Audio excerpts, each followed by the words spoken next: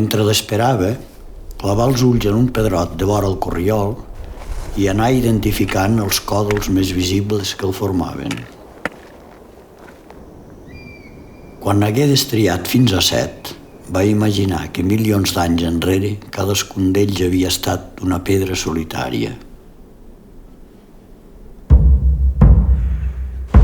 Fill d'una penya primitiva arrossegada per un corrent d'aigua que l'havia anat arrodonint.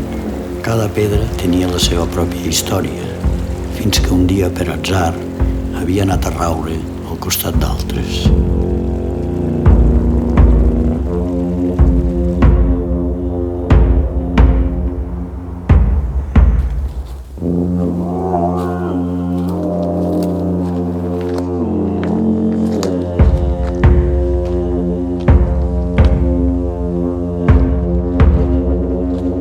La pedra és l'única cosa que, deixant-se estimar, mai t'estima.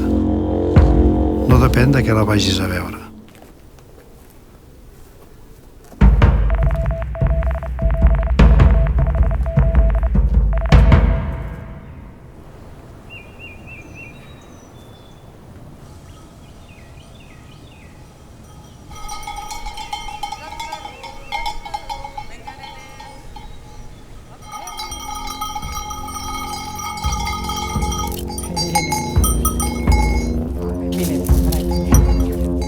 Quan aconsegueixo tenir una il·lustració de les que m'agraden, sí que és veritat que està associat com a un món més familiar, potser diria, més aterrat, de fet, molt més localitzat allà on visc, descrivint com escenes molt quotidianes de la meva vida.